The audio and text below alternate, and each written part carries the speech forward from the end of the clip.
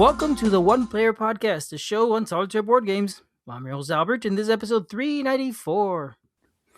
Time to get up, time to get moving, gonna see a friend of mine. It's the Orcs. Yeah, I don't think anybody's gonna recognize that song. I don't know it. Okay. Oh, it's a really old Winnie the Pooh song. Oh, good. Okay, Winnie the Pooh. Can't go wrong with Winnie the Pooh. He's kind of orcish, honestly. I mean, Well, he also does it at the Dawn, and we're doing Dawn of the Orcs. Dawn of the Orcs. That's right. A 1 to 8 player RPG. This is one that I picked up when I was in New York. I guess last summer. It was probably last summer, and I bought it at Millennium Games. A plug to them. It's the biggest game store in the U.S. by square footage. Whenever I visit Rochester, we always try and stop there because it's such a huge store. And I found this last time. Dawn of the Orcs. So this is a game in which you are part of the council, or you are the council of mages or sages of the kingdom of Lime. No, not Lime. That's a publisher. You're the sages of the kingdom of Lanya, and your competing kingdom, the Styrovites, decide to attack you, and you guys said, "Hey, let's make some orcs to defend our kingdom." And so this is a game where you create the orcs and you play through the battle. It's a pretty simple game, actually. It's mostly a social game about coming up with the story of the whole battles and what happens with the orcs and whatnot. But because it can be played solo. It's just basically you are the whole council in that scenario. All right, so that's an introduction to the game. You think by now I would know all the things that we do. Then we talk about the components. It's an RPG, so it's a book. It's a small book. And it's completely in black. Yeah, it's A5. Dark and it's grim. Just the cover. The inside is all white. Well, black ink on white paper. But there's images from the samples that they have. Oh, I don't know. Mine is definitely white pages. Julius could see. He could vouch for what I'm showing on the screen right now. No, I'm saying there's some black. There's black images, black and white. Oh yeah, yes. There's no color. It's not bright and shiny and lovely.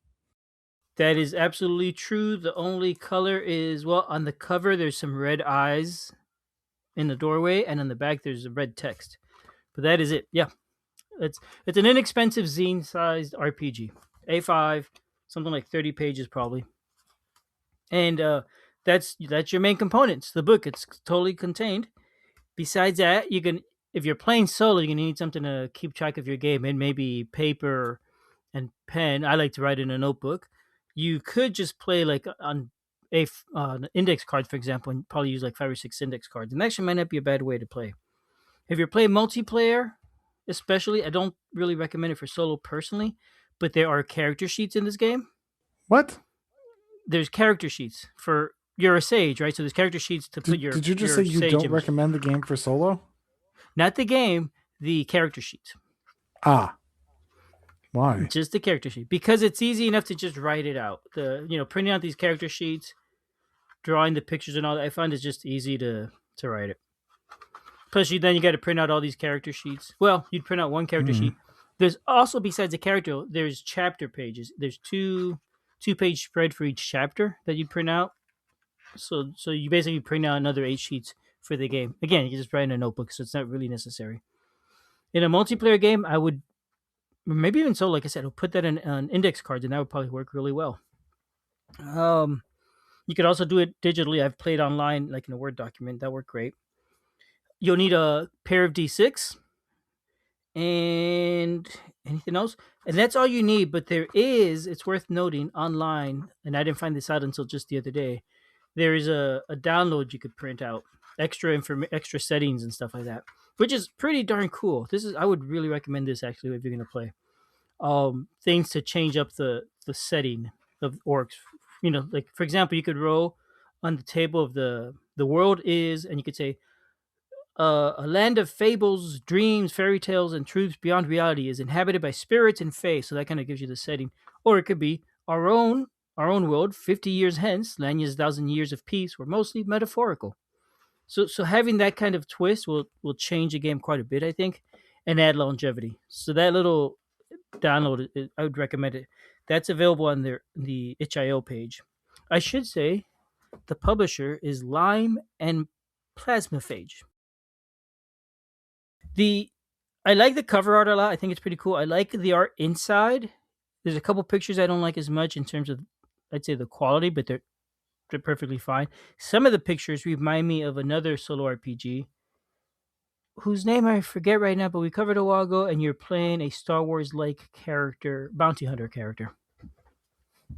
I definitely wouldn't be able to tell you. Oh yes, no, no, Notorious. Do you remember talking about this game at all? It's an RPG. You play a bounty hunter. No, I don't. I'm No. sorry. Okay. Quite okay. So anyway, the art kind of reminded me of that. The way the pictures of the sages remind me of the pictures of the bounty hunters a little bit. Yeah, perfectly fine. Simple. Well, rules. Simple to understand, simple to read. You go through it in order. There's not a whole lot to it. Not confusing at all. The beginning, it's going to tell you about the world and all that tiny bit, and give you the background, and then you jump straight into chapter one. This game is played over, which now we're kind of jumping into gameplay.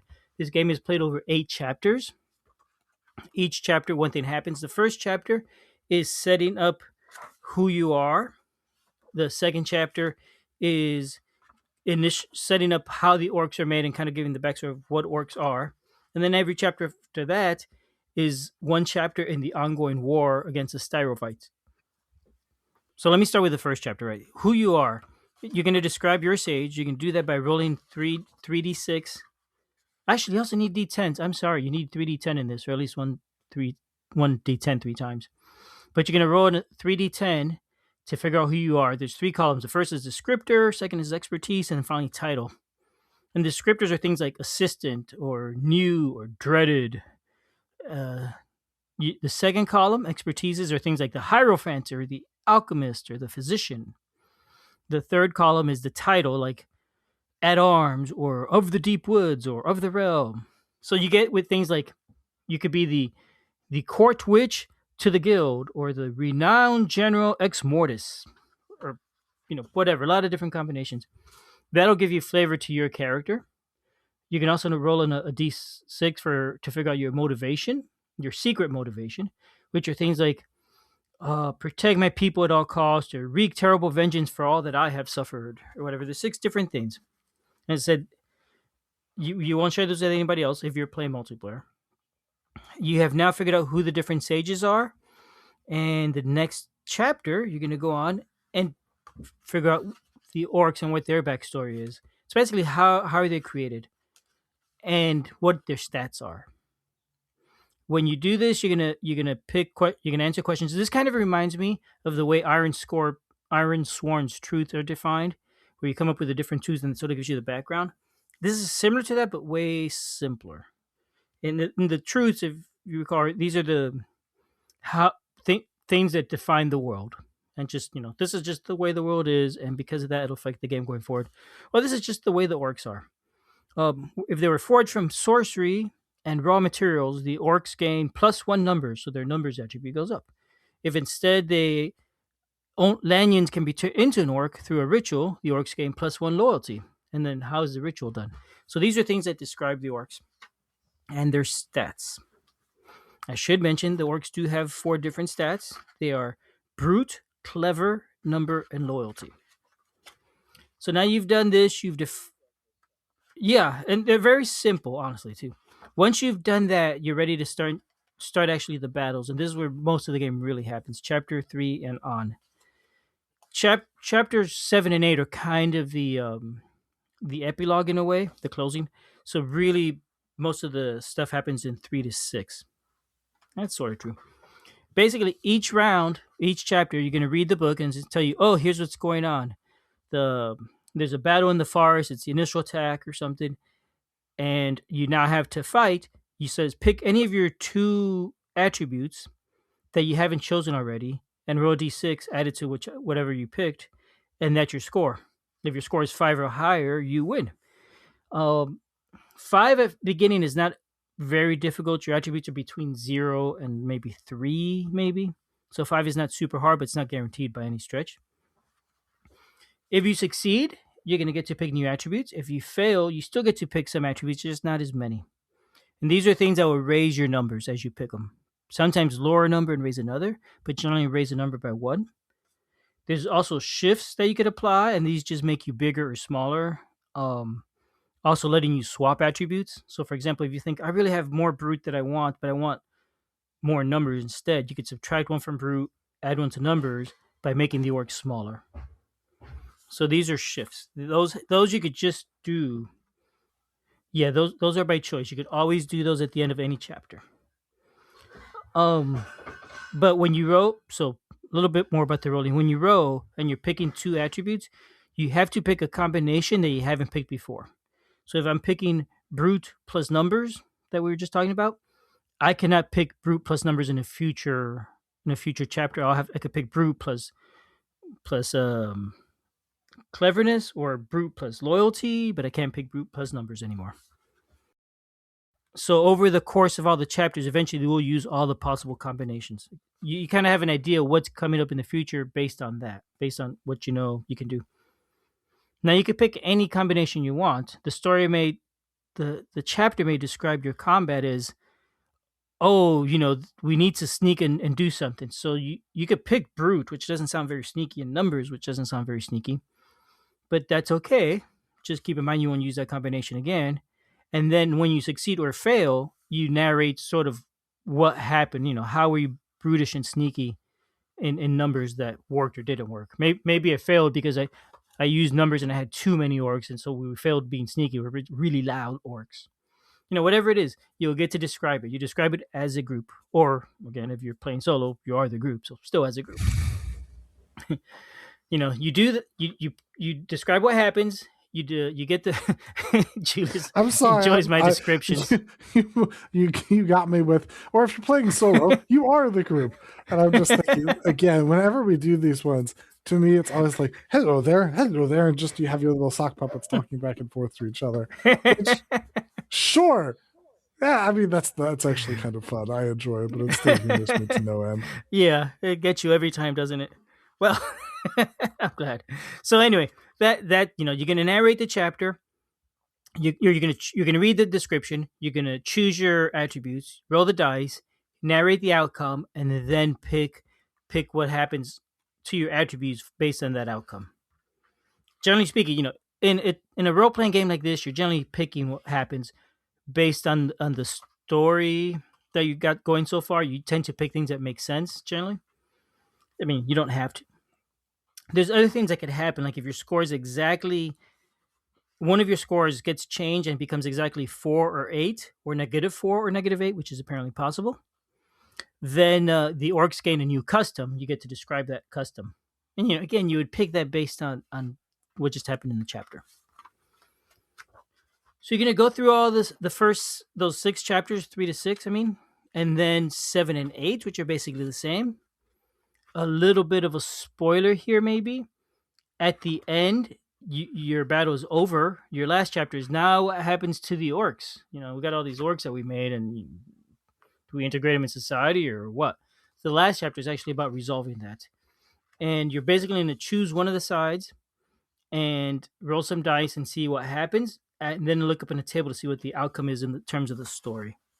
If you have multiple players, it'd be interesting because everybody could choose a different side, and that affects how the die rolls go, right? So that'd be interesting. Keeping in mind also, there's also a secret goal, which in solo doesn't affect that as much because you're guiding the whole thing on your own. But if you're playing multiple players, you could bring your secret goal out, or be making choices based on your secret goal that conflict with other people. So that could be interesting. In solo, you're kind of building that into the story that you're creating as you go along.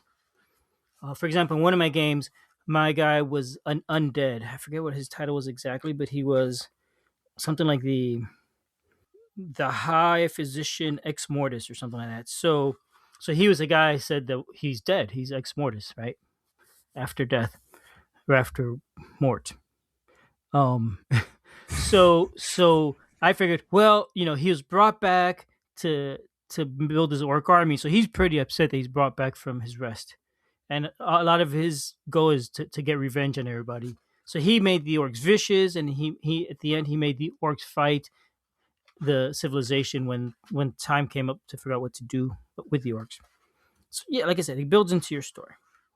Once you're done, you get that final outcome. It's not really a win or lose thing, especially since it's a RPG. It's here's how it ended.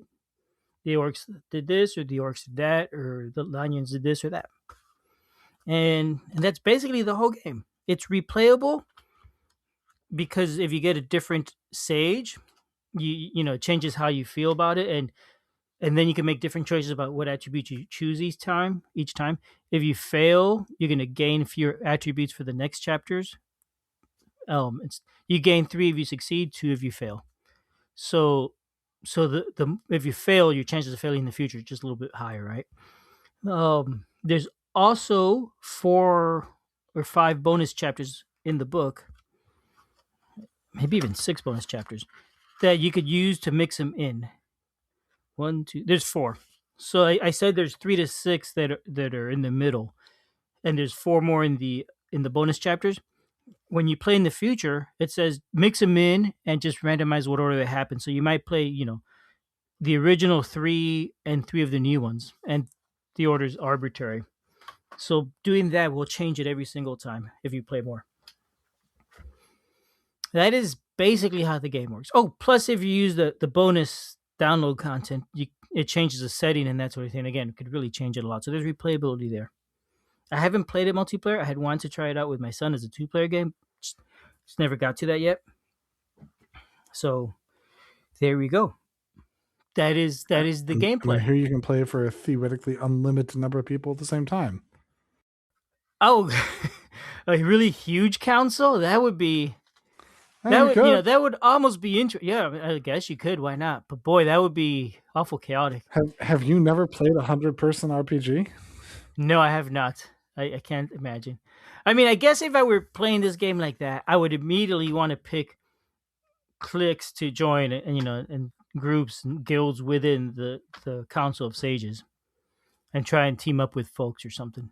And I assume those might change over time. But it being that it's only 8 chapters total, I don't know how much it would really change. Yeah, still, you could definitely do it.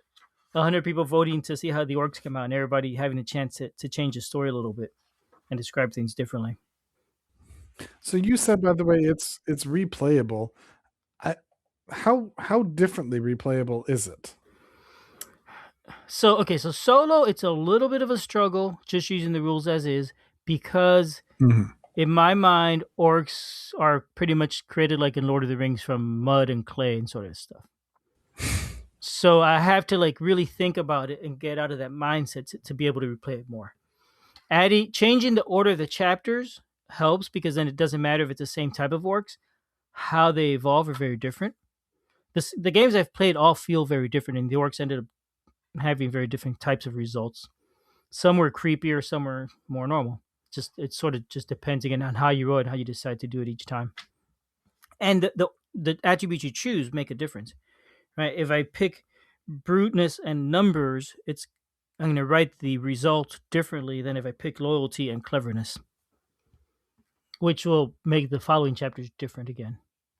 And so the story will feel different every time. The results might be the same every time, but it's really the point of it is not the results, but the story.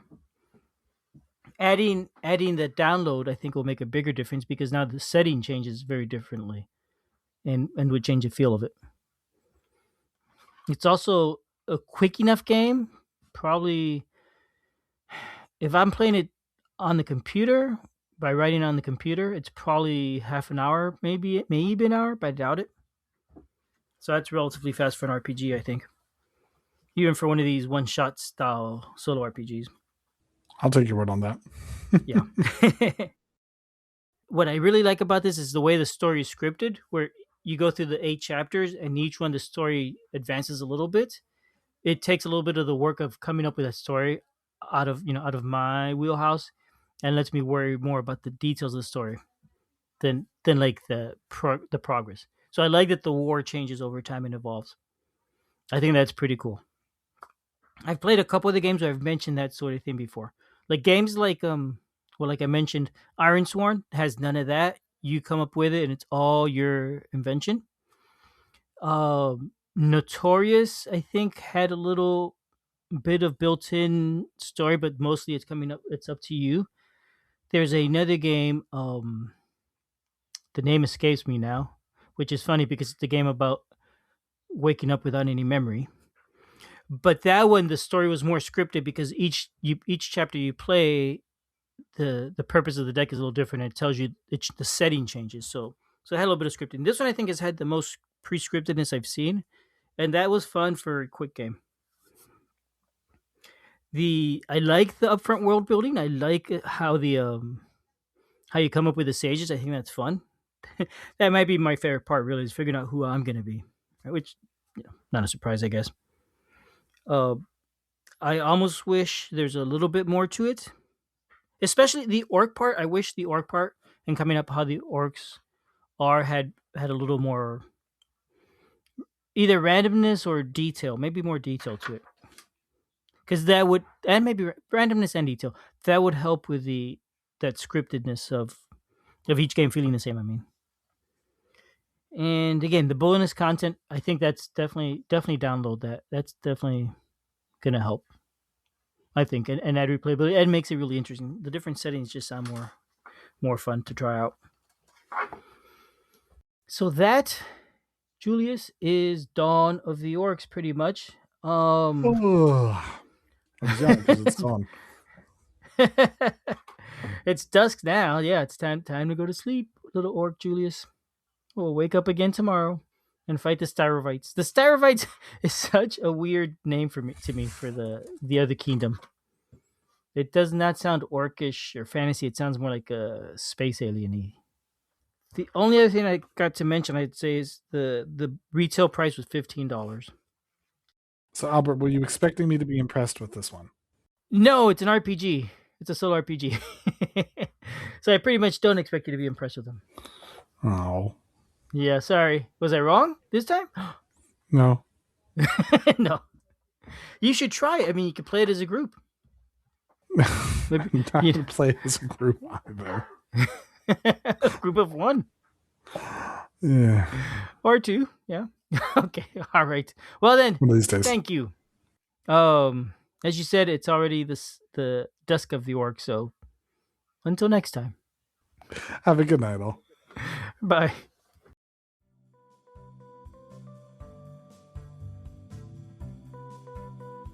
Thanks for listening. We love feedback, so we love hearing from you. You can reach me at julius@oneplayerpodcast.com or JLBird on BGG, and Albert can be reached at albert@oneplayerpodcast.com or Fractaloon on BGG. Our website is oneplayerpodcast.com with the number 1, and we're also on Twitter at oneplayerpodcast. The intro music is copyright Angus, can be found at jamendo.com. The transition music is copyright by Dan Elduce Pancaldi, whose page is at donpancaldi.com. The One Player Podcast is protected under a Creative Commons share-alike license. Thanks for listening.